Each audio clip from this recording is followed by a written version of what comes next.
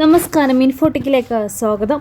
കുട്ടികളില്ലാത്ത ഒരു ഹിന്ദു വിധവയുടെ മരണശേഷം അവരുടെ സ്വത്ത് മാതാപിതാക്കൾക്ക് പകരം ഭർത്തൃ വീട്ടുകാർക്ക് കൈമാറുമെന്ന ഹിന്ദു പിന്തുടർച്ചാവകാശ നിയമത്തിലെ ഒരു വകുപ്പിനെ കുറിച്ചുള്ള വാദം കേൾക്കുന്നതിനിടെ സുപ്രീം കോടതി സുപ്രധാന നിരീക്ഷണം നടത്തി.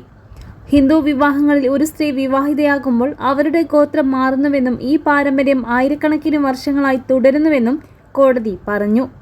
ഭർത്താവുമായുള്ള വിവാഹത്തോടെ സ്ത്രീയുടെ ഗോത്രം മാറുന്ന കന്യാദാനം എന്ന ആശയം ഹിന്ദു സമൂഹത്തിലുണ്ടെന്ന് ജസ്റ്റിസ് ബി വി നാഗരത്ന അഭിപ്രായപ്പെട്ടു. സുപ്രീം കോടതിയിലെ ഏക വനിതാ ജഡ്ജിയാണ് ജസ്റ്റിസ് ബി വി നാഗരത്ന. നൂറ്റാണ്ടുകളായി തുടർന്നുവരുന്ന ഒരു പാരമ്പര്യം തകർക്കാൻ ആഗ്രഹിക്കുന്നില്ല എന്നും കോടതി വ്യക്തമാക്കി. മക്കളില്ലാത്ത ഹിന്ദു വിധവ മരണമടഞ്ഞാൽ സ്വത്തിന്റെ അനന്തരാവകാശം സംബന്ധിച്ചായിരുന്നു കേസ്. നിലവിലുള്ള നിയമപ്രകാരം അത്തരം സാഹചര്യങ്ങളിൽ സ്വത്ത് മാതാപിതാക്കൾക്കല്ല, ഭർത്തൃ വീട്ടുകാർക്കാണ് കൈമാറുന്നത്. ഈ വ്യവസ്ഥ ഉചിതമാണോ എന്ന് കോടതിക്ക് മുമ്പാകെ നിരവധി ഹർജികൾ ഉയർന്നു വന്നു. ഒരു കേസിൽ COVID-19 മൂലം ഒരു യുവ ദമ്പതികൾ മരിച്ചു. ഇപ്പോൾ സ്വത്തിനെ ചൊല്ലി പുരുഷന്റെ അമ്മയും സ്ത്രീയുടെ അമ്മയും തമ്മിൽ നിയമയുദ്ധം പൊട്ടിപ്പുറപ്പെട്ടു. പുരുഷന്റെ അമ്മ മുഴുവൻ എസ്റ്റേറ്റിന്റെയും അവകാശിയാണെന്ന് അവകാശപ്പെടുന്നു. അതേസമയം സ്ത്രീയുടെ അമ്മ തന്റെ മകളുടെ വരുമാനത്തിന്റെയും സ്വത്തിന്റെയും ഉടമസ്ഥാവകാശം അവകാശപ്പെടുന്നു. മറ്റൊരു കേസിൽ കുട്ടികളില്ലാത്ത ദമ്പതികളുടെ മരണശേഷം പുരുഷന്റെ സഹോദരി എസ്റ്റേറ്റിന് അവകാശം ഉന്നയിക്കുന്നു.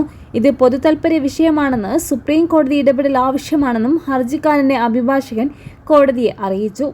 ജസ്റ്റിസുമാരായ ബി വി നാഗരത്ന, ആർ മഹേദേവൻ എന്നിവരടങ്ങിയ ബെഞ്ച് ഹർജിക്കാരന്റെ അഭിഭാഷകനോട് കടുത്ത ചോദ്യങ്ങൾ ഉന്നയിച്ചു.